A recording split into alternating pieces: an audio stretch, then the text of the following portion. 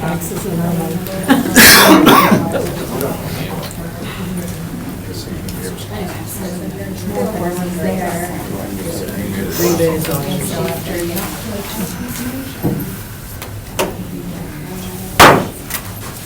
Good afternoon.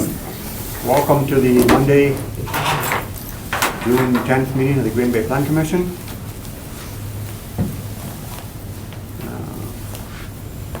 First item on the agenda is roll call. Tim Gilbert, Chair, is present. Sid Bremer, Vice Chair, is excused. Alder Veronica Corpus Dax. Present. Commissioner Lisa Hanson. Present. Commissioner Jacob Miller. Present. Commissioner Rhonda Petrowski is absent. And Commissioner Jerry Wyspinski is excused. Next item on the agenda is approval of the agenda. Approval of the agenda for June 10th, 2019 meeting of the Green Bay Planning Commission. Motion to approve? Second. We have a motion and a second to approve the agenda. All those in favor say aye. Approve the agenda. Or do we want to? We want to move up forward. I think item 4. Oh, Do we want to do that? That's up to the commissioner, I guess. yeah, that's a good idea, thanks. We are going to move item 4 up to the first and take care of that first. So approval of the agenda with that consideration. Okay, so we have a motion and a second Yes. for that? Okay, thank you. All those in favor say aye. Aye. Opposed? Okay, that agenda, refined agenda is approved. And Commissioner Petrowski is now present. Approval of the minutes from the May 13th, 2019 meeting of the Green Bay Plan Commission. Motion to approve? Second. We have a motion by Commissioner Hanson, second by Alder Corpus Dax to approve the minutes of the May 13th meeting. All those in favor say aye. Aye. Opposed? Those are approved. Regular business. Item 4. Consideration with possible action on the request to rezone 2324 University Avenue from general commercial to highway commercial to permit the construction of a Burger King restaurant submitted by Todd Waller, University BK Capital LLC, on behalf of Timothy J. Pease, property owner. Mr. Chair, this is a request for rezoning of 2324 University Avenue. That property is highlighted in red on the map. This is on the east side of town. It's on the southeast corner of Peters Street and University Avenue. It joins another lot to the east that will be combined into one parcel for a future restaurant. This is adjacent to the Quick Trip site here and the Festival Foods development over on this side here, a recent development in the area. And this is along a commercial corridor on the east side. From a comprehensive plan perspective, all the red indicates a commercial land use designation here. Yellow is low-density residential to the south. But again, this is a major commercial corridor along University. And the zoning tends to reflect that as well. The Festival Foods has a planned unit development that includes the Quick Trip site here. That eastern lot adjacent to 2324 already has a C2 or highway commercial zoning. So the change tonight is to consider the C1 zoning here to go to a highway commercial or C2 zoning to be consistent with the existing commercial uses in that corridor. We have notified affected property owners regarding this request within 200 feet. We have received a few emails and correspondence. I believe I've attached that within the civic clerk. So that should be available if you want to see their comments. There are a number of individuals here tonight, I believe, that would like to speak on this matter. The staff is recommending approval of the request. This is consistent with the comprehensive plan's land use recommendation for it as a commercial corridor. Thank you. Yes, Commissioner Miller. Just for clarification, is the hatched C2? The hatch is C2, Okay. correct? Is there any further discussion?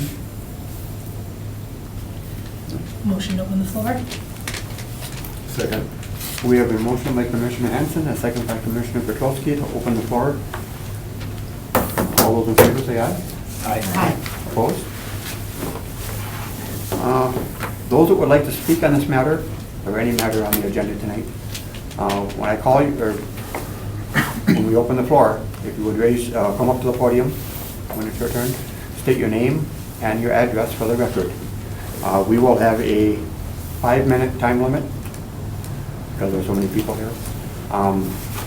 Try to not be repetitive. If somebody else has already stated that, you can say you concur, but don't, it's already been stated. So, it's a very time commitment. So, does anybody wish to speak on this matter? Yes, sir. And, Would you come up to the... yep, my name is Fritz Pate, and I would be the general contractor looking at this project, so representing, wanting to rezone. And again, not asking for any approval, to build anything tonight, and that's obvious, I think, to everybody here. It's not a large parcel, but it's broken into two, and right now, the developer, he would just like to get the zoning the same and get the parcels combined, for whatever it might be used for. So that's what we're here for tonight, and that's the intent, just to get the zoning consistent and get the parcels eventually combined then. So that's all we're looking for tonight. Thank you. Yep.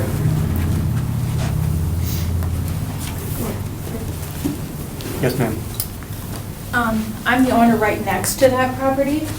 I live at 612 Peter Street, And your name? and Carrie Anderson, and my property is right here. Mhm. And my concerns are, what does that do to my property?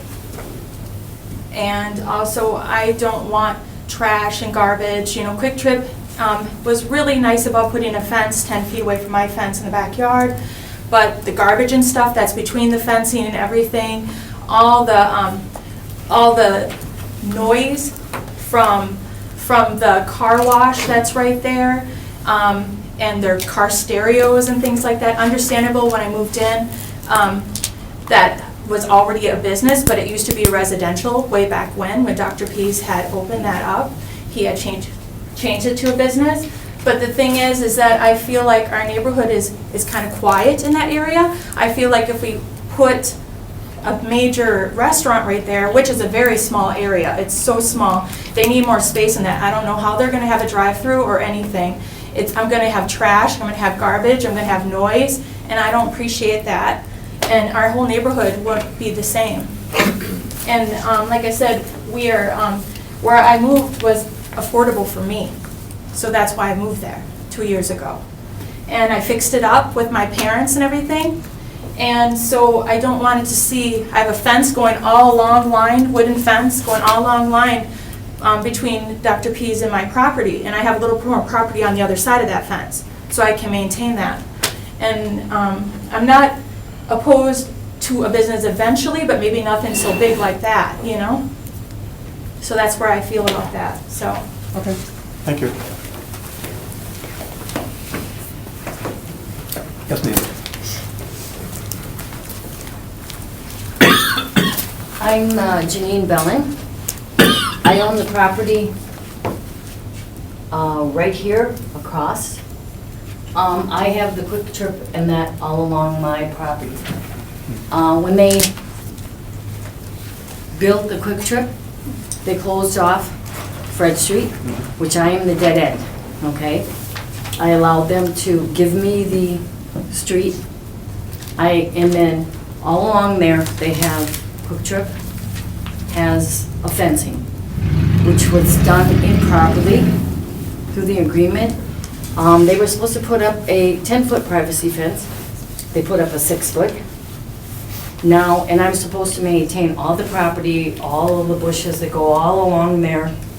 The fence itself was installed incorrectly. Now the ground is sinking. So the fence has a gap like this. And all of the garbage comes from Quick Trip. They have the dumpster.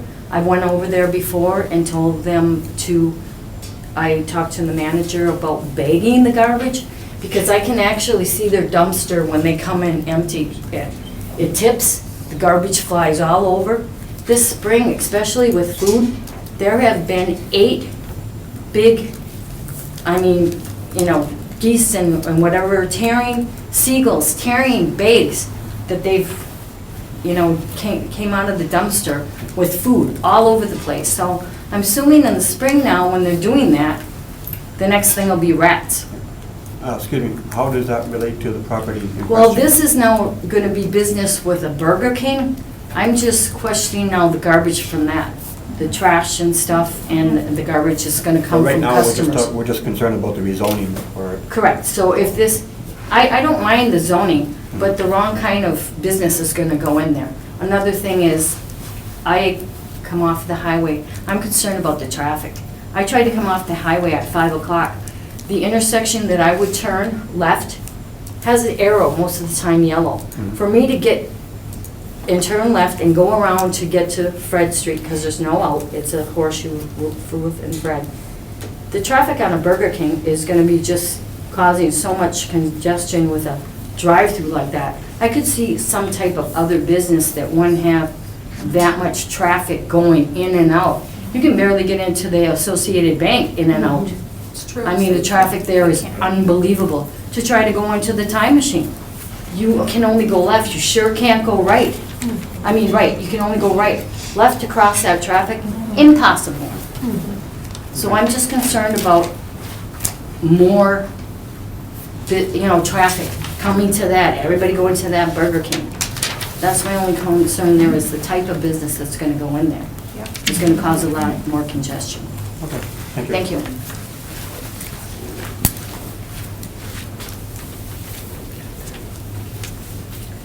Yes, sir. Yeah, Steve Dimmer, 554 Peters.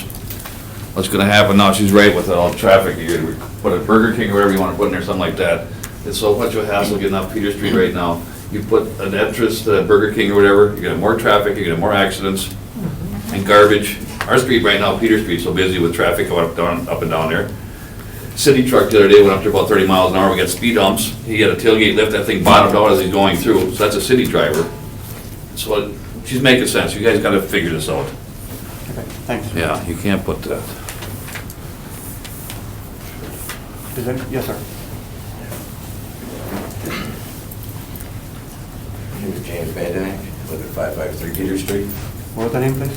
James Vandenack. Okay, thank you. Just down the road a little bit. Right over here, but still well within the range of all the increased traffic on my street. Recently bought the house, I'd rather not lose property value for traffic, noise, and all the other things associated with zoning this and,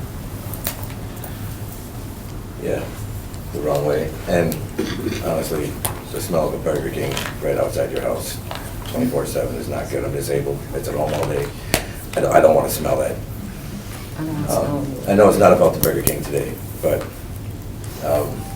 yeah, that's definitely not.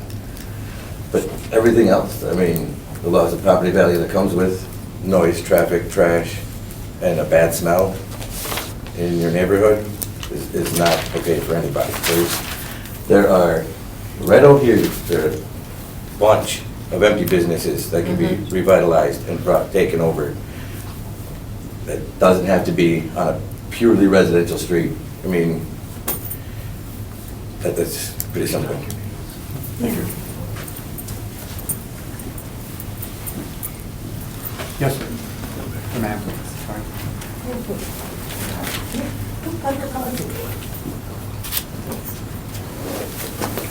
My name is Terry Aronson. I live at 588 Peter Street, which is this property right here. I have been in this neighborhood for 65 years. I bought my parents' house, and university has always been busy. It's always been commercial. And I know Dr. Pease personally, and I know his reason for wanting to sell his property, but I request that the zoning stay regular commercial. Put some kind of smaller, intimate type store in that area. We have kids. This is my granddaughter, and she can no longer safely ride up and down Peter Street because of the amount of congestion and the amount of traffic that has been created by that much commercial. The other thing that I would suggest, if you want to do that high commercial, then close off Peter Street. Leave our residential area as a safe residential area. that our kids can play, just like we used to play when we were kids. Now the next generation and the other generations are coming up, and these kids need a safe place to play and not be sitting in the houses on their games all the time.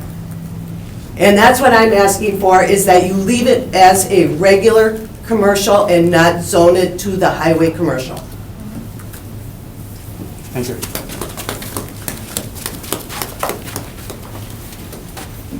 Does anybody else wish to speak? Hearing none, I'll close the floor. Paul, just a refresher.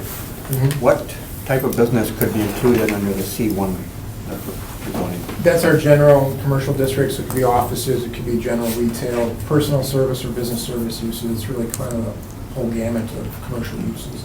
C2 is just kind of designed for those auto-related type of uses, car lots, drive-through restaurants, banks with drive-throughs as well. Okay, thank you. Have the staff considered the traffic consequences of a change from C1 to C2 in this property? Sure, so the developer has been in contact with a traffic engineer working on those traffic issues, so to speak, so they're aware of that. But, you know, from this perspective, it's from the staff's perspective, it's simply a basic land use change or recommendation.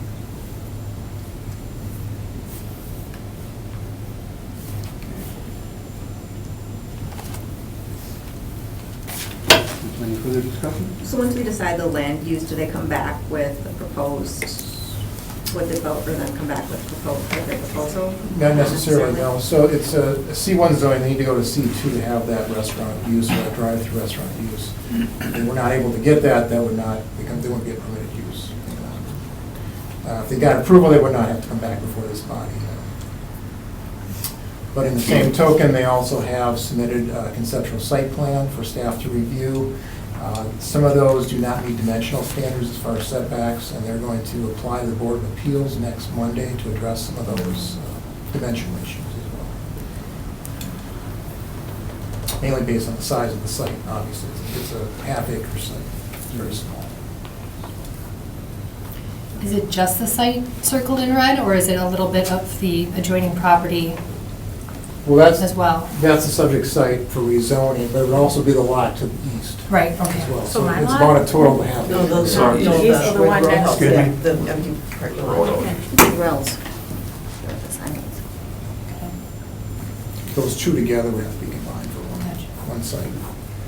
So realizing this technically is not on topic for us as far as our land use, but being empathetic to the neighbors, in situations with like the Quick Trip where they're having issues with garbage, is that something that's complaint driven and they need to be contacting the city directly? Yes, correct. Okay. Right.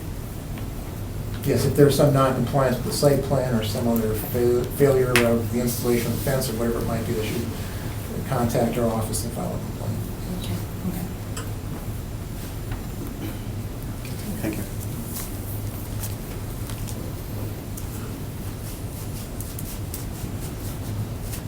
Is there any further discussion?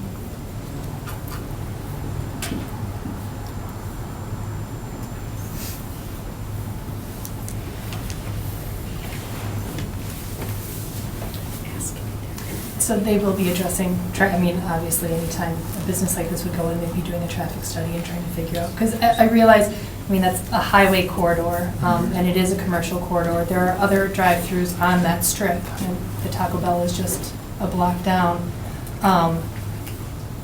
But realizing that it is difficult to navigate over there.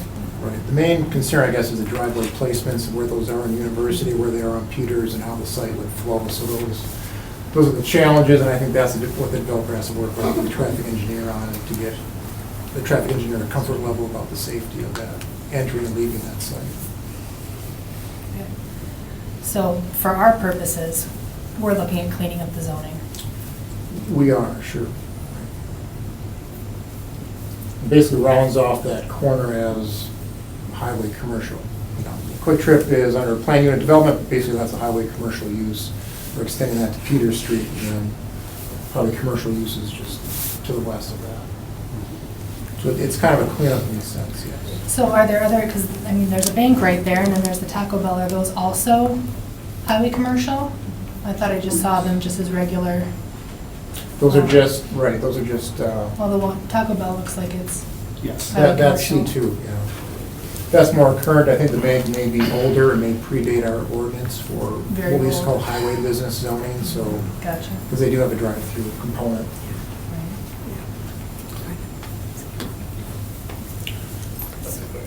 Can I have an answer question, ma'am? Excuse me. I would move to reopen the floor. Second. Okay, we have a motion and a second. Will you open the floor? All those in favor? Aye. I would be Kim Anderson. I am the father of this girl that has the adjacent property.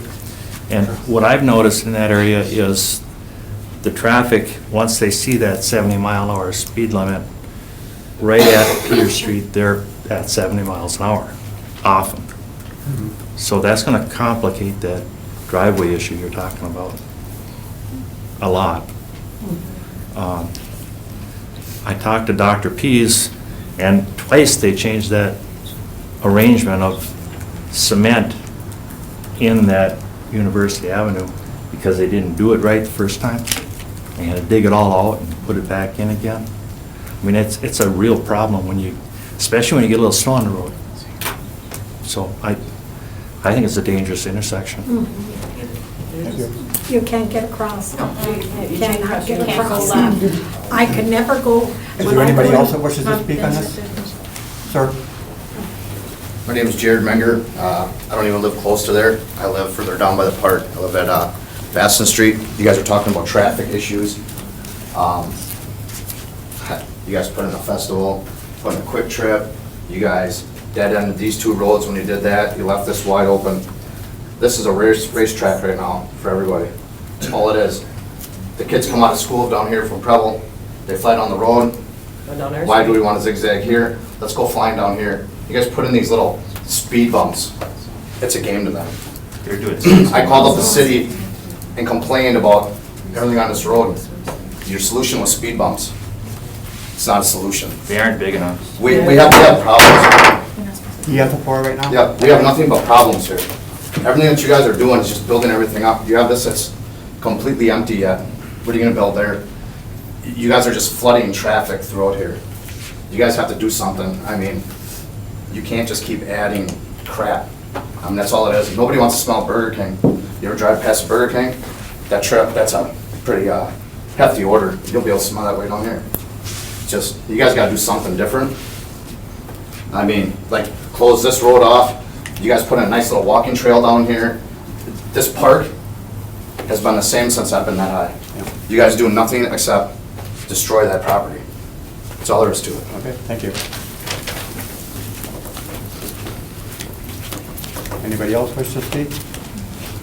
Yes, sir. My name is Lee Collar. I concur with everything that everybody said here. I live on Vaston Street. I've lived there for the past 20 years. And what Jared said is exactly true. I can't watch TV in my living room because it's a racetrack. I mean, people are, it's not just speeding, it's the noise of the traffic. 90 miles an hour is nothing going past my house. The litter, everything. I concur with everything that they said. A Burger King has no place being there. It really doesn't. Okay, thank you. Okay?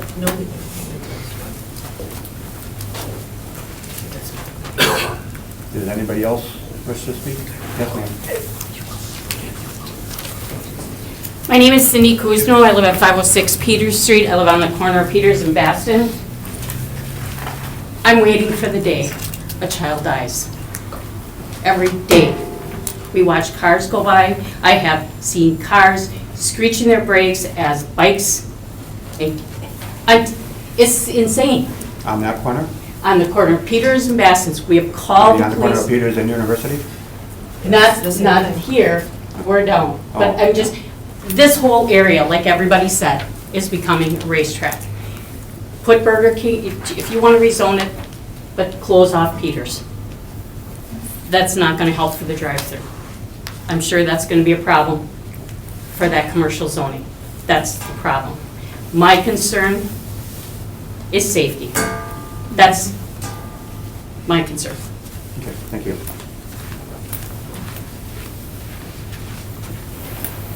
Does anybody else wish to speak? Thank you. I will again close the floor to return to regular order of business. Yes, Commissioner Miller. Has the alderman of the area at all been input on this at all? He's been notified, but I haven't talked to him. Okay, because this sounds like a lot that needs to be channeled through him in terms of other neighborhood complaints. There seems to be a lot going on around it, and I think the alderman is the first place that this should be starting with that. We did. He didn't answer. Right. Excuse me. So Veronica, I don't know if you want to put something in his ear as well on that. Certainly sounds like there's plenty going on there. Getting back to the, what's at hand here, considering what's in the area surrounding it, I have a hard time not saying that we should vote for approval on this, just because we have compatible or comparable uses mere blocks away. I don't think we have much of a stand to say it needs to stay as a C1. So I would move to approve to a C2 for the zoning, as long as you're comfortable with the site plan and everything else for traffic on that side. Well, we can't condition the approval, But the site plan- we're going to review the site plan and work with the traffic engineer. And that'll be mainly for the cuts and everything else. Okay. A standard procedure for us, yes. So yes, that is a motion to approve. Okay. We have a motion to approve. Is there a second?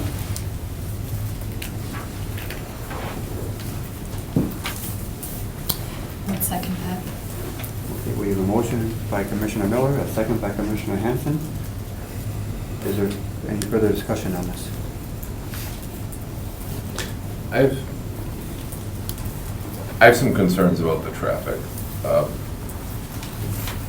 And here's some, because I do drive through that area quite a bit, and it is a nightmare. There's no doubt about that. Problem that I'm running into is I don't know that that's our purview to address as the zoning, or as the planning commission. Our job is to just determine whether the use is consistent with the neighboring properties, and it is. So I'm really conflicted. As part of the Festival Foods development, there's a major traffic analysis done, and that resulted in additional traffic lights going on University to control that traffic as well as additional traffic throughout the neighborhood. So there are speed bumps that were added to Peters, there's traffic control devices that were added to address some of that expansion.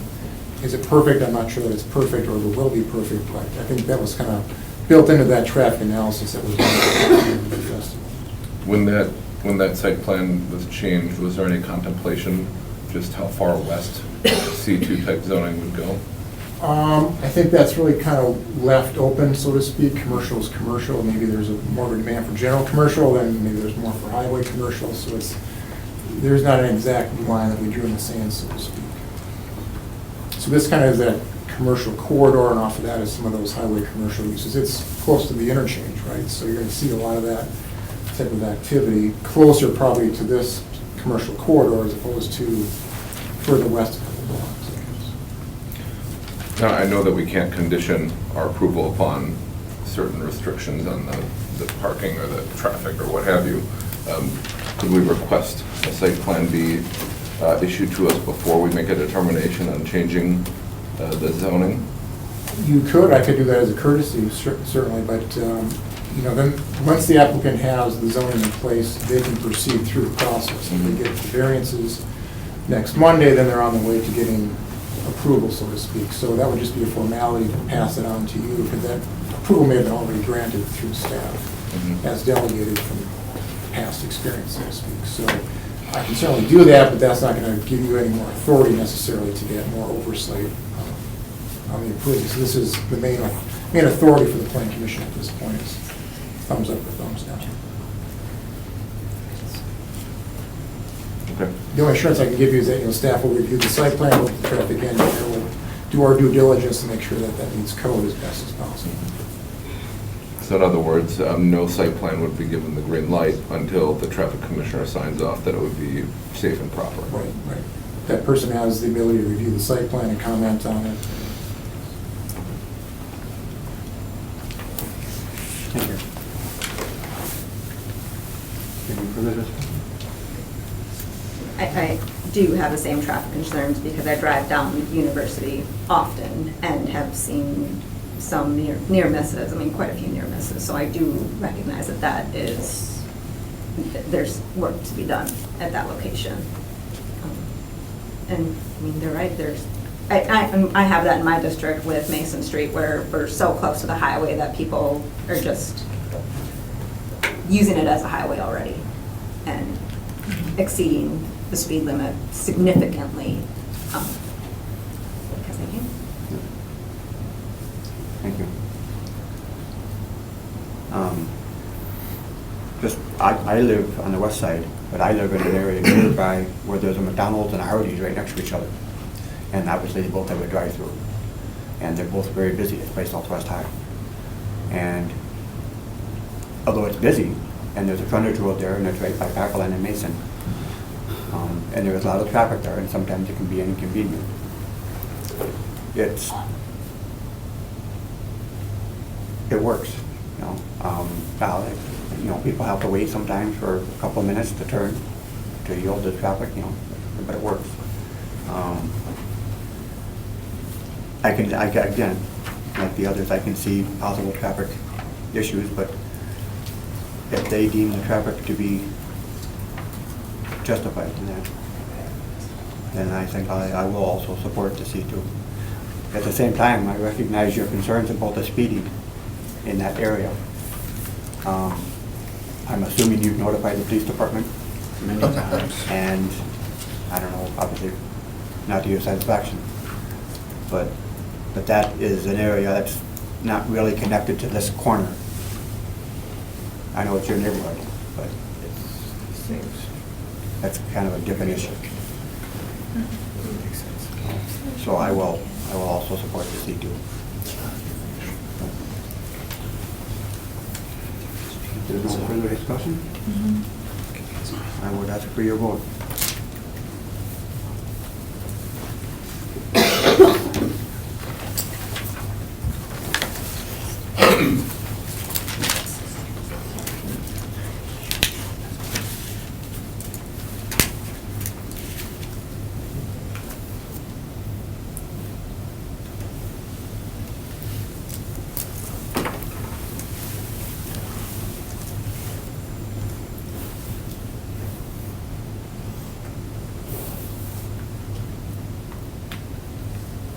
Is everybody? Oh, sorry. Motion was passed 4-1. Thank you. This item will be before the city council on the 18th. Right, so this item goes to the Tuesday, June 18th, Common Council meeting, and has to go to the council twice, so that'd be the first appearance. And then a week from tonight, in this room, there'll be a Board of Appeals meeting. They're going to be addressing their variance request here for this property, so you're also invited to come to that meeting as well. What is the variance request? There's two setback issues, I believe, that the developer has, a front yard and a rear yard setback. Does not meet code. So they're seeking a variance to the Board of Appeals to get relief from that. I have a question. You guys are talking about traffic and stuff, and you're saying, oh, they put in stop and go lights there. Is there any way that we could get the information on how many accidents have been on that corner since you guys put in stop and go lights? Because I know they're there all the time. Sure. With snow, without snow, nonstop. And you're saying that traffic is an issue, you're gonna, when you guys put in a festival, you guys said that you're gonna put in little devices and check the traffic and everything, and your numbers aren't even close. You guys are saying there's like 600 some cars that come through there a day, and I would say it's close to 12. And now you guys put in those apartment complexes. Like I said, you guys are doing nothing for, safety is a major concern here. There's a park there. So we have a traffic engineer on staff, Dave Hansen. I'd have to refer you to him. Oh, Police may have calls as well. so. We've contacted him, our alderman, like you guys are talking about. We seen him when he was up for election. I haven't seen him since. We raised all our concerns to him. He doesn't answer our calls. Yeah. Is this man going to be here on the Monday meeting? Thank you. I'm sorry. Is this man going to be part of your Monday meeting there? Because I've been asked to come to this Monday From me. The applicant? in regards to my daughter's property. Within 100 feet of the property. you would have Yes, been I'm given part of notice. that. Is he going to be part of that discussion on Monday? The applicant? This- I hope so, yes. Can I just, I have to defer to the chair. just the variance, because my property is there, are they asking for a variance because the lot there is very small? I've been in that house 27 years. So, I mean, for them to put a drive-through in there, they'd have to get a variance if they didn't buy her house. Yes. So, That's, well, yeah. And that's Kind of not an meeting- option. kind of meeting and- it's gonna be tight. Right. There'll be more details at that meeting, but that's basically the issue, is the size of the sign. What are the dates and time of that meeting? Next Monday, the 17th, Okay. at 5:30 in this room, 604. That's a public meeting, and you're welcome to attend, Encouraged to attend. Thank you. as well as the council meeting as well. Yeah. Okay, thank you. Next item, item 1. Consideration and possible action on the request to amend the planned unit development of the Legacy District, Tony Sanadeo Drive, submitted by the Department of Community and Economic Development.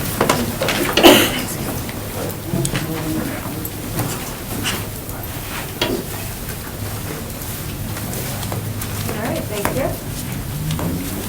This area should probably be familiar to most of you. In 2017, we adopted the Legends District Master Plan. That area is right here, bounded by Lombardi, Ashland, and then the village of Ashwaubenon. This should also look familiar because at our last meeting, we had a CUP request as part of the PUD that we are amending for the height of the Legacy Hotel that is going in where Brett Barr's Steakhouse was located.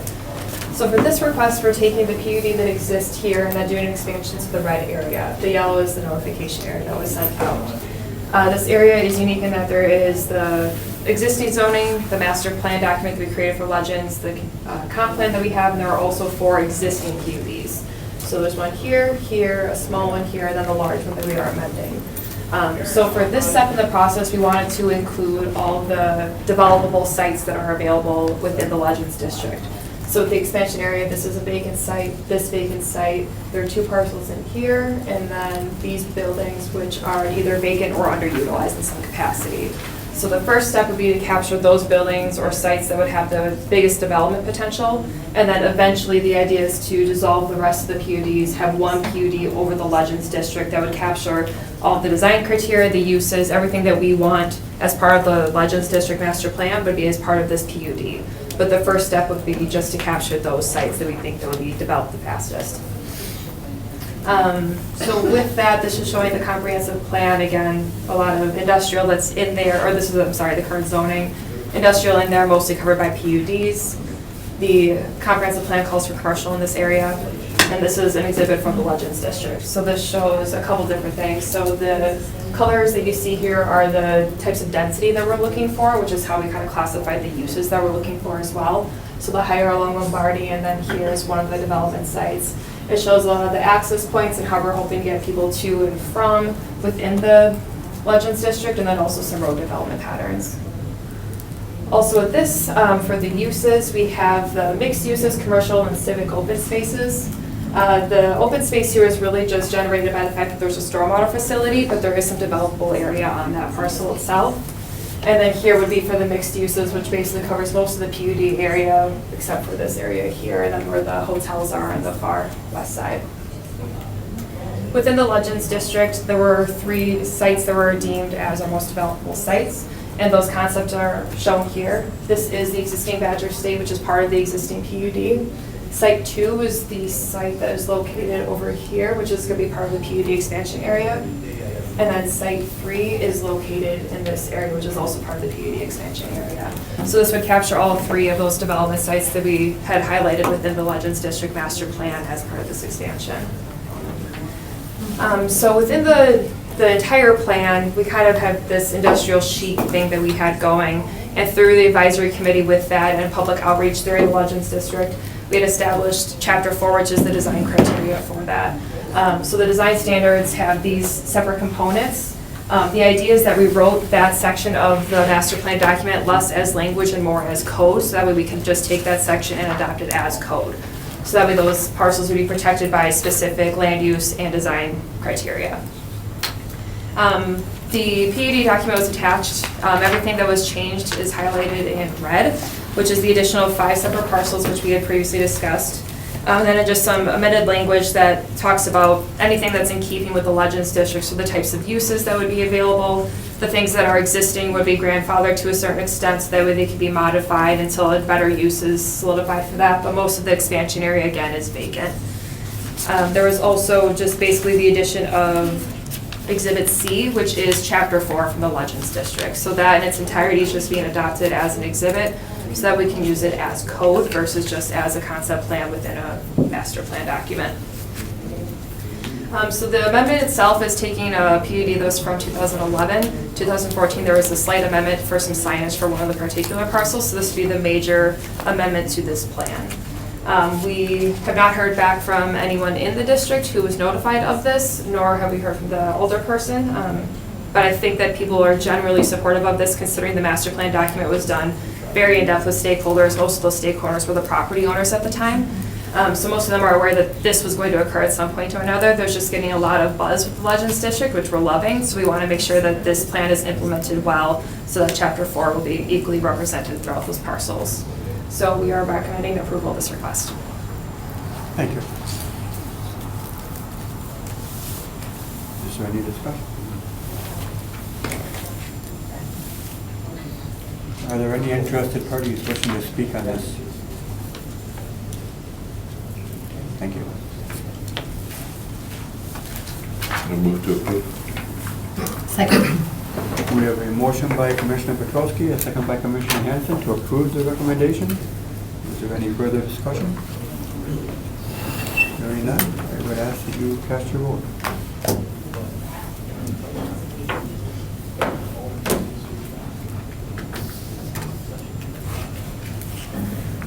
Unanimously approved.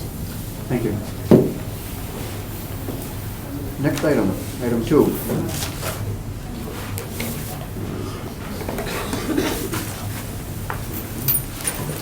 Consideration with possible action on the request to authorize a conditional use permit to allow for a detached garage to exceed both the height and area limitation in Chapter 13-615, Green Bay zoning code at 3071 Gothic Court, submitted by Larry Bednarski on behalf of Jeff Voigt, property owner. Thank you, Mr. Chair. This is a request for a conditional use permit, and it's twofold. It's regarding the height and area of a detached structure. 3071 Gothic is located on the far west side of town here. Hillcrest Drive is just kind of off the map here, kind of almost the boundary of the city of Green Bay on the west side. West Point Road to the north, so it's kind of really on the far west side. Really part of a low-density residential, single-family neighborhood based on the comprehensive plan and the zoning of the area. This is the existing home at the end of Gothic Court here. This is the proposed garage and its placement. The garage is about 1,900 square feet or so. The maximum for a detached structure is about 1,000 square feet, so this exceeds that requirement. The conditional use permit's required for that. In addition, the height exceeds the maximum allowable height with the sidewall and the height to the midpoint of the roof line. So 16 feet is the max height to the midpoint of the roof line, and 10-foot sidewalls are required based on the ordinance. I think the overall height is about 18 feet or so, overall height. Staff has notified affected property owners. We've received a couple calls, a couple inquiries, but no objections to this request. We believe this is in keeping with the existing structure in the neighborhood from a scale perspective, and we're recommending approval of the request subject to the 2 conditions in the agenda. Thank you. Is there any discussion? Does anybody wish to speak on this item? No? Okay, thank you.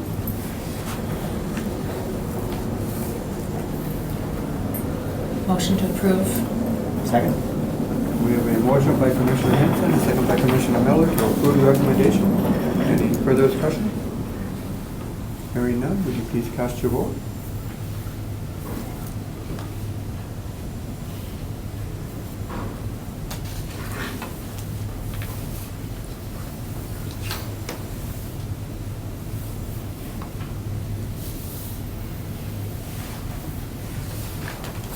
Unanimously approved. Thank you.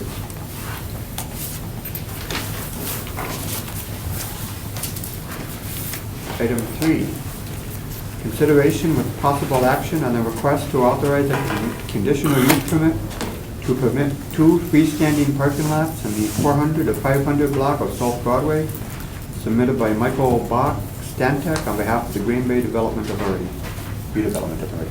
Thank you, Mr. Chair. This is a request for another conditional use permit, this time for 2 freestanding parking lots in the 400, 500 block of South Broadway. Those parcels are highlighted in red here. This is South Broadway, West Mason Street here at Fox River, of course, and this is generally considered the shipyard site, just on the west side of the Fox River. The comp plan recommends high-intensity retail office or housing uses here, kind of just on the edge of downtown, future land uses just to the north and west. And there's a variety of zoning districts going on. The current parcels here are zoned downtown 1. There's some downtown 2 zoning on both the east and west side, and there's some light industrial zoning to the north. So it's really kind of a different, really a variety of zoning in that particular area. The request is to create 2 freestanding parking lots. They're intended for overflow or for parking for the shipyard development. Also Breakthrough Fuel will be constructing their headquarters on the site just north of the slip site here. And these parking lots will serve as overflow for their use as well as for development in the shipyard. We've notified affected property owners, haven't received any calls or questions regarding this, and we're recommending approval subject to standard site plan review. Okay, thank you. Any discussion on this?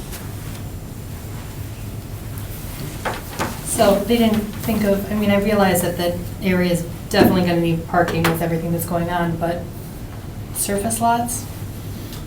Surface lots. For now. For larger events, yes. But the RDA owns that currently?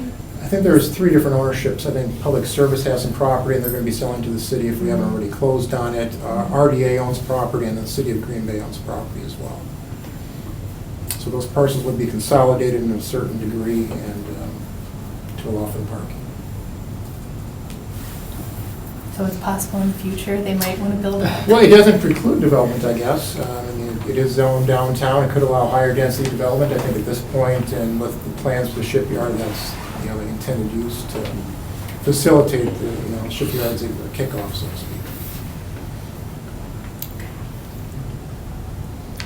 Yes. I guess just bouncing off of Lisa, I was hoping to see the whole plan in this, and I mean, maybe it looks bad just because we're looking at only the parking right now, but I think we're going to be seeing the rest of it soon. No, that's the whole thing, that's all. That's it? That's a lot of work for 2 parking lots. We have some pretty pictures, we just weren't ready to show them at this point. Okay. Yeah, I think we do have interested people to speak. Move to open the floor. Second. We have a motion by Commissioner Petrowski, a second by Commissioner Miller to open the floor. All in favor? Aye. Thank you. Yes. My name's Joe Arts. My wife and I own and operate Our Place Family Restaurant. And so those are like right next to us. And so, yeah, we weren't sure why they were putting lots up either without much else being done there yet. So are these open to the public and stuff, or, I mean, like, they're right next door to, no, let's see. We are, Just south of the red line. yeah, we're here. So I guess the one lot would be right next to us, basically, right? So is that like open to public parking and stuff, or are these private lots, or what? I think how they're managed is still being determined yet, I guess. Due to the timing, I think, and the need for improvements, that we need to move this along. But some of the management, I think, is still up in the air. I can see, our customers, they park at the one right next to us if it's just open. And I don't want to see them getting tickets and things like that. Yeah, the other one's further up on the corner. But, yeah, we didn't know too much about it either. Yeah, we call them public parking lots, so I think it's intended for the public, not designated for a certain use or certain business, but it's intended for public parking. Thank you.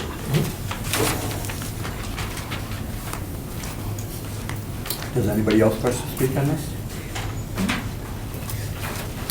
Okay, thank you. I will close the floor. Any further discussion? I'll move to approve, but I don't really like it. We have a motion. I'll second. To approve by Commissioner Hanson, a second by Commissioner Petrowski. I just want to say, the nice thing about parking lots is they can be changed. It's just, you know. Right. They can be built. It's better than a building. What? I mean, a parking lot can be, you know, it's a temporary thing. Oh, gotcha. When You you said find better than a some- building, I'm well, like, I would like a building. A building would have to be torn down to be developed. Oh, I see what you're saying. Parking lot is Okay. real easy to be developed. It's already empty land and Right. it's a parking lot, Right. got it. Okay. Is there any further discussion? No. Cast your vote. Unanimously approved. Thank you.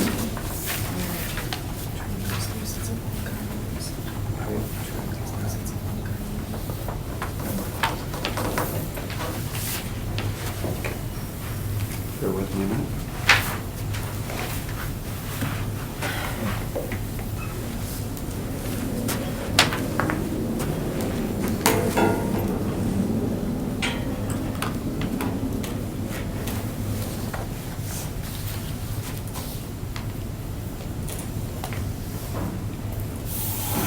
Item 5. Consideration with possible action on the request of the Development of Community and Economic Development to amend Chapter 13-509 to permit the installation of a ramp for access to a structure to be compliant with American with Disabilities Act. Thank you, Mr. Chair. This is a request from our staff to add permitted encroachments into the setback to include ADA ramps. These are a couple examples that are on the city's near west side. So these ramps are considered part of the principal structure, and a lot of times these lots and the age of the homes and the proximity to the right-of-way line are built very close to the right-of-way line. And any encroachment is typically going to be into the front yard setback. And then they have to get a variance. So there's some delay in that process. We've, over the years, have seen, I would say, maybe several requests for variances. And so this is a chance for us to make a change, a text amendment to allow ramps such as these to be placed within the front yard setback, provided they're built to ADA standards. So there's a simple change that we're going to be requesting or making for permitted encroachments at ramps that provide access to a principal building compliant with ADA requirements would be permitted in the front setback or side setback or rear setback within 1 foot of the property line, which is the same as other permitted encroachments in setback. So we are recommending approval of that small text change. Okay, thank you. So the property owners wouldn't have to do anything differently, because I know that house on Woodlawn is for sale right now. Right. It was a rental property, it's like a block from my house, so. Right. A lot of times they'd come in for a permit, we'd say, well, we can't issue it because it's in the front yard setback. They get delayed, have to go to the Board of Appeals or do some other design or layout. So it expedites someone who has a disability. They don't have to wait for that approval necessarily. Sounds like a good idea. Thank you. Any further discussion? Motion to approve. Second. We have a motion by Commissioner Henson, a second by Alderperkis Tax to approve the recommendation. Any further discussion? Would you please cast your vote?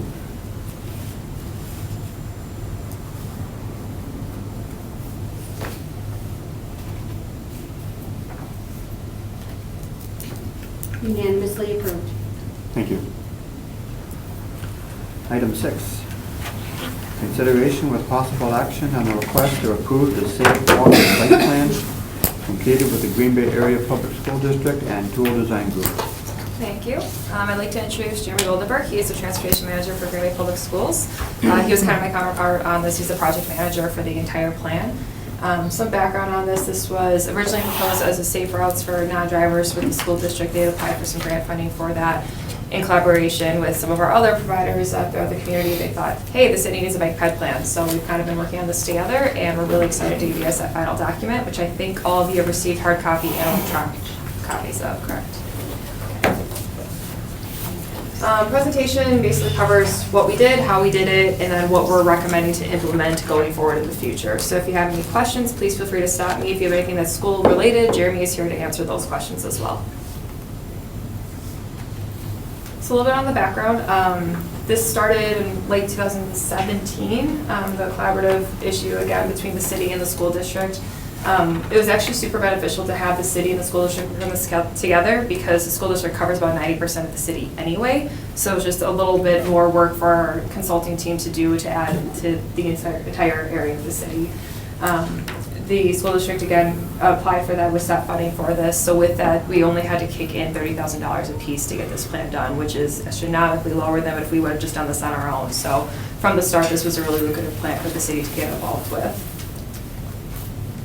A lot of the why questions are things that you guys all know from sitting on the Plan Commission and just being citizens of the city. We want people to have different forms of transportation. We want them to be able to do that safely. This should cover all age spances, all abilities. This should be very equitable for people who want to just be mobile within our city.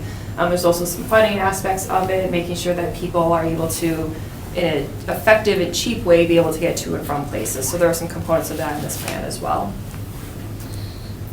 Something else to note is that nearly every municipality around us has a bike and ped plan. The county has one, and pretty much every city I've ever heard of has a bike and ped plan, so we're kind of behind the times on that one. But with this, having this plan in place opens us up for additional funding resources. So I think it's very important that the city establishes their bike and pedestrian plans so that we can incorporate that into the rest of our plans and developments going forward. For our team, we had Jenny Heffern from Tool Design Group and We Bike, which is native Peter and Tracy Fluke, which I'm sure you guys all know. They're very famous in our community. For our projects team, Jeremy at the school district was their representative. Myself and Dave Hansen, who's our traffic engineer, were sitting in for the city. Cole Runge from Brown County was available through the Brown County Plan Commission, and then Natalie Baumstead from WELLO, which is a wellness and health advocacy group within our city. The advisory committee, we'll talk about in a little bit who that was made of. So as far as the process itself, we definitely relied on our advisory committee to get a lot of the stuff done. So that had different staff members from the city and from the school district. It had people who were from the school board, which I thought was great. We did do some outreach to try to get some of our city councilmen on that. I don't think that they attended much. Alder Galvin actually attended the on-site safety evaluation of Nicolay Elementary for one of our advisory committee meetings. Yeah, and he did reach out to me later in the plan looking for more information as well. We also had some advocacy group representatives, so people who do different types of educational outreach things that we already have available in the community were part of this advisory committee, so they really loved this. Again, they met 7 times, which included a lot of intense discussion about how this should be formed, how this should be implemented, what criteria we should be using for those things. So pretty much every recommendation that comes out was based on the advisory committee getting data and then using that data to make informed decisions about how this should move forward. All the data collection was really done by Tool and volunteer groups. So they used a lot of the existing activities that we have and a lot of the existing data that we have. So pretty much everything that we and the school district had, we just gave to them and said, use this. Anything that they needed to fill gaps, they went out and did a lot of site surveys. They went out to the schools for arrival and dismissals to see how the sites function. They did a lot of bike and ped to see what pieces were missing, what connectivity things we were missing. So they did a lot of their own field work while also using the data and the plans that we've already had in place. So they used the plans that were from the city, plans from the county, and then just privately held ones like for trail connections by friends groups that would like to be incorporated. So they pretty much pulled all that data and used it as the base to start with. From there, we had quite a bit of public input opportunities. So we kicked it off with the Open Streets event last summer, which was very well attended because there was already a ton of people there who used bikes on a regular basis. So with that, we had maps where people can put down points that they don't feel comfortable using as bicyclists or pedestrians, and in places where they do feel comfortable, so that we can get a better idea of where people are avoiding, why they're avoiding that, what facilities are missing, why they feel good in certain places, basically that like feel good mantra that we try to get out of people. Using the online interactive map got us a lot of comments. We did parent surveys throughout the school district. We used all of their facilities for that.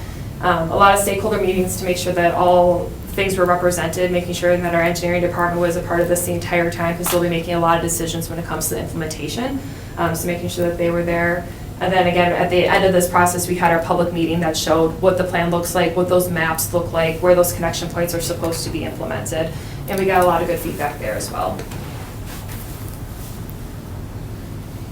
For the recommendations, this plan breaks all the recommendations by either safe routes recommendations or general recommendations. Those general recommendations aren't necessarily always just for city staff. It can be for any number of groups that are in the community, but they're more for the overall plan versus the safe routes recommendations are really geared towards the school district and their partners. Chapter 2 focuses a lot on the different facility types that are available, and in that it gives cost estimates. And then within chapters 2 through 6, it shows what types of facilities are recommended, so that we can kind of use chapter 2 as a reference when going through that. The key factors that we want to look at for us would be the maps that are proposed. So there's the bicycle network map, there's a prioritization for that, and then there's also a sidewalk network map, and then the prioritization for that. But this shows all the major things. So within the plan itself, the printed version doesn't show the numbers very well because there's a lot of data on here. But if you pull up those individually and expand them, you can see the numbers, and that corresponds to the table that shows you what we're asking. So each of these has what is existing, what's proposed, everything that's in green is the trail system. So this really took into account where people move, how people move, and how they should be moving based on the facility type that's available or could be available to them.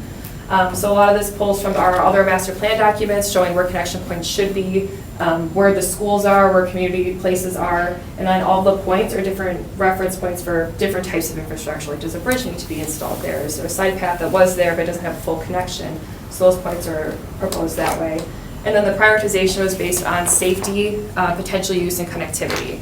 So while we're going through and doing implementation, we should reference that prioritization map, but we also did take into consideration when projects come up. So when there's roadway projects or redevelopment or new development projects, those should also be considered in that prioritization. That's kind of hard to quantify when you're doing this sort of rating system. So the initial ones are just based off of safety, use, and connectivity. So then going forward, we'll be using any future projects to kind of use this as a reference to say, oh, they're redeveloping this parcel, check this map to make sure that there isn't something that needs to be attended to during that time. This is that sidewalk one. This basically just shows a lot of our missing connections, which if you just go out and try to walk somewhere, you'll pretty much know where they are. A lot of them are really focused around school sites, getting children to and from, and where those missing connections are. But as you will notice, a lot of them are on our far west side and then far east side, because as new subdivisions were granted, a lot of these you didn't have to have a sidewalk, or if you did, you got granted a variance to not have one. So it's just showing a lot of those connections.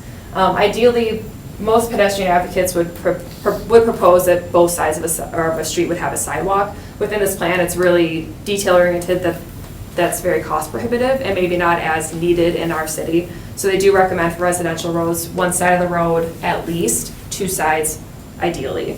So a lot of these connections, just because you see there doesn't need both sides and a huge trail system, it could just be as simple as a 5-foot sidewalk that's ADA compliant on one side of the road that connects to a different sidewalk that has the same benefit to a residential area.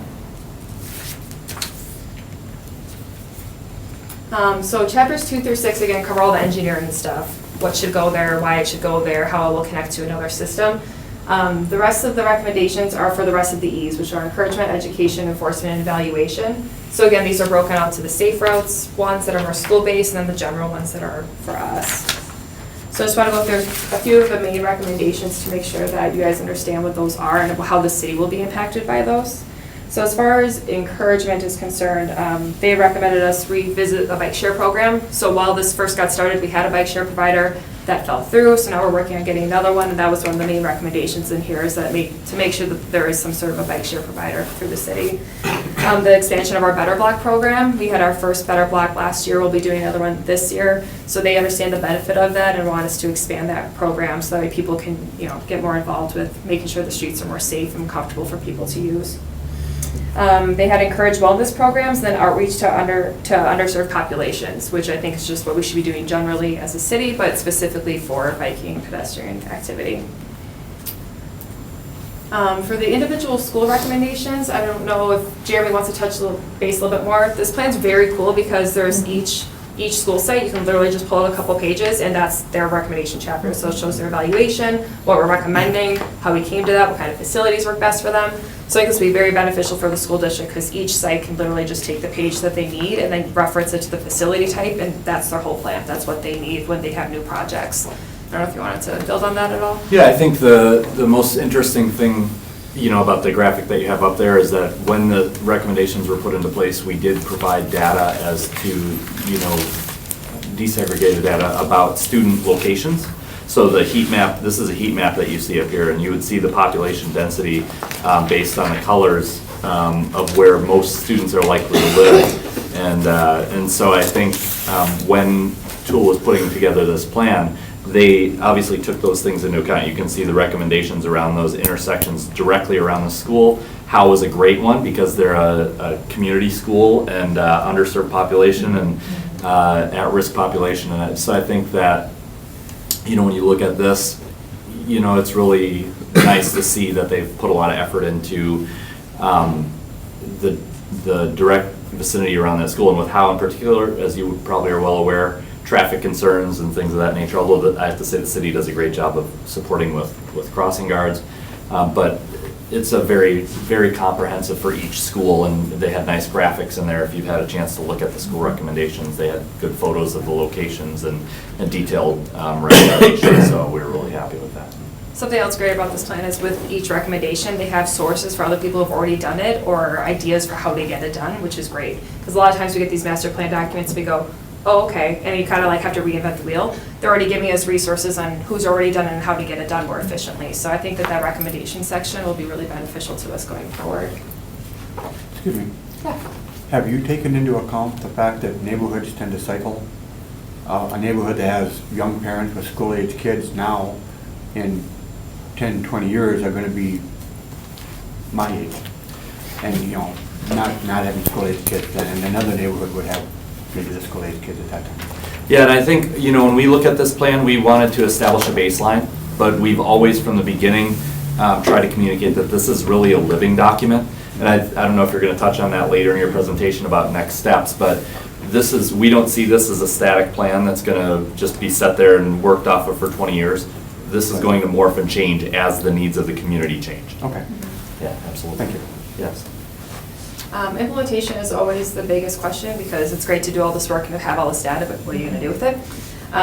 So once we have this plan adopted, we're actually eligible for TAP grants through the DOT, which would be great because most of those are either an 80-20, 90-10, or 100% match. So it's a great opportunity for us to not have to tap into our general funds or any other types of funding sources so we can get some of these projects done.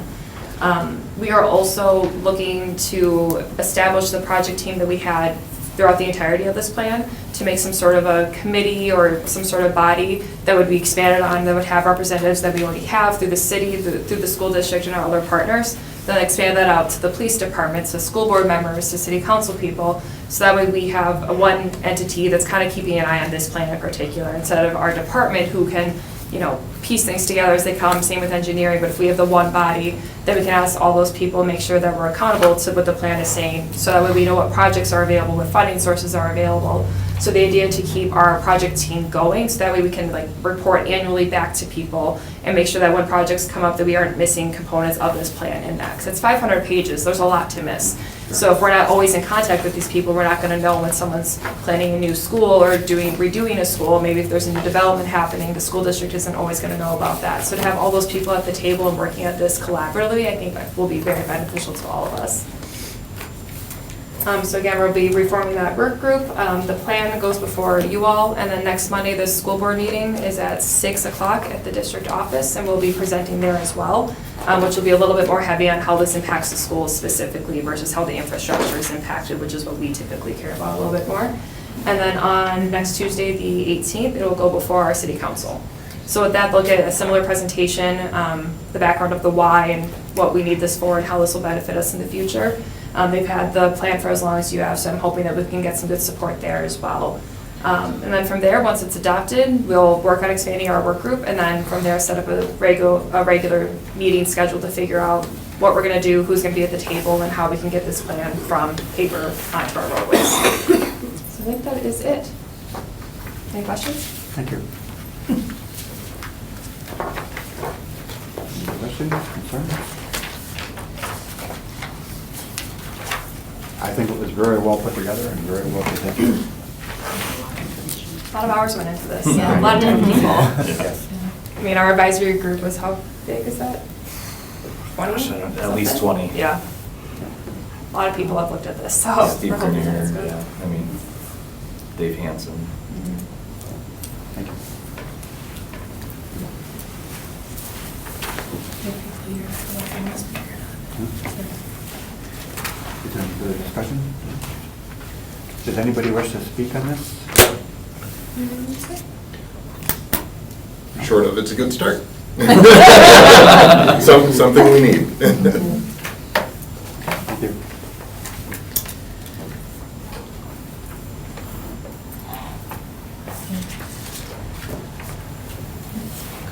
I move to approve the plan. Yeah, second, the work that went into this is pretty astounding. I really loved all the information on all of the schools, and it's really interesting to see all of that information. But yeah, this is a long time in coming. Okay, we have a motion by Commissioner Petrowski, a second by Commissioner Hanson. Any further discussion or comments?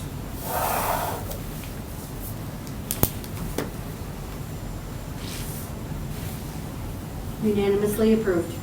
Thank you. And thank you. Thank you so much, all.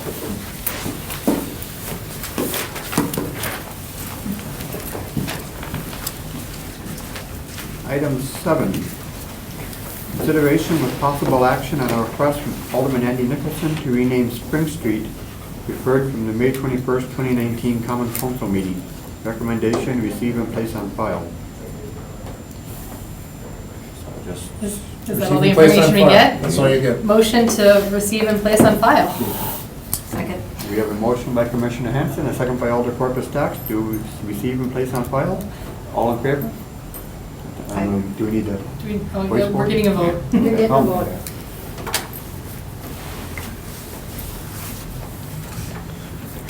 Approved. Thank you. Discussions here. Curiously, what was the name of the street being proposed? It's original. Oh, what's the name of this? You probably want the name of Schmidt Street or something. I think it was Nicholson Street. Geismar. Seriously? Is it a joke? It was a request, so we had to bring it forward. Yeah. Right. Well, we did not receive an official request, so we couldn't act on it, so it's, we just receive and place on file. Okay. Can of worms open. All right. Okay, item 8, just made my day. Item 8, consideration with possible action on a request from Alder Barb Dorf to research and create a fair housing ordinance for the city of Green Bay, referred from the May 21st, 2019 Common Council meeting. Recommendation, refer to the Protection and Policy Committee. There is a committee that handles the ordinances. Okay. Yes. Move to refer to Protection and Policy Committee. Second.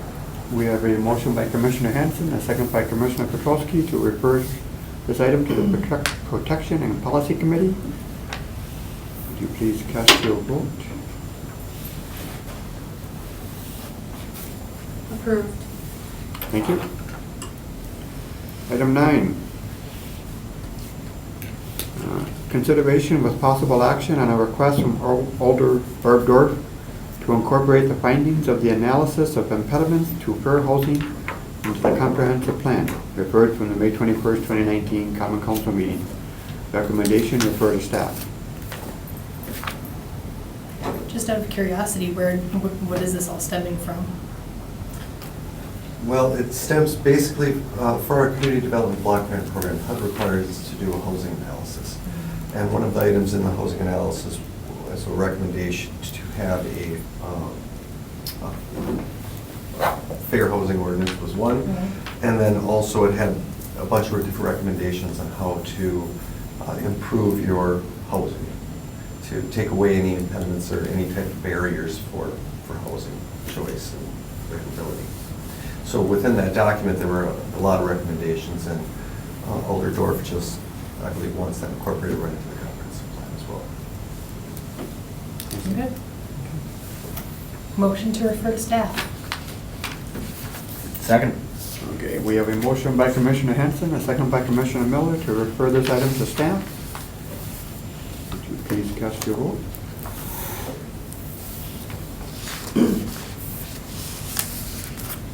Item 10, consideration with possible action on a request from Alder LaFever to consider an exemption conditional use to allow storage unit expansion, cleaning up and improvement of the property at 1725 North Irwin Avenue, referred from the May 7th Common Council meeting.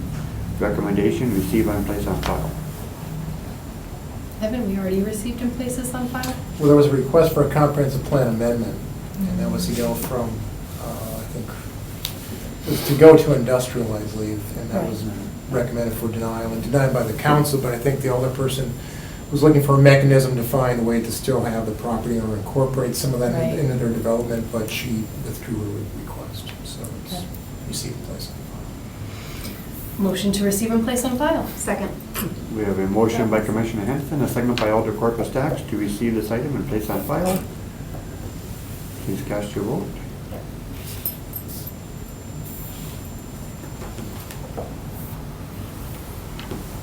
Approved. Thank you.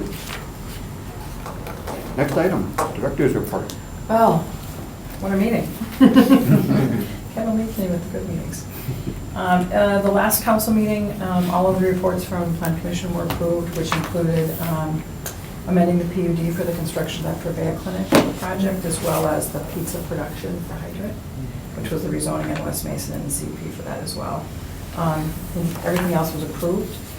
Dave, why don't you talk about the decision we've made about comp plan? First of all, Sure. do you know we've hired Noah Schumerth back? I don't know, did that come to a Plan Commission meeting yet? No. Okay.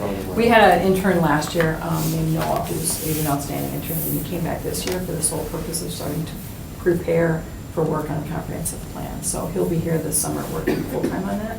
And we made a decision, I think, about a model that we're looking at, so. Right, so sort of the traditional Wisconsin model is what you see in our current comp plan.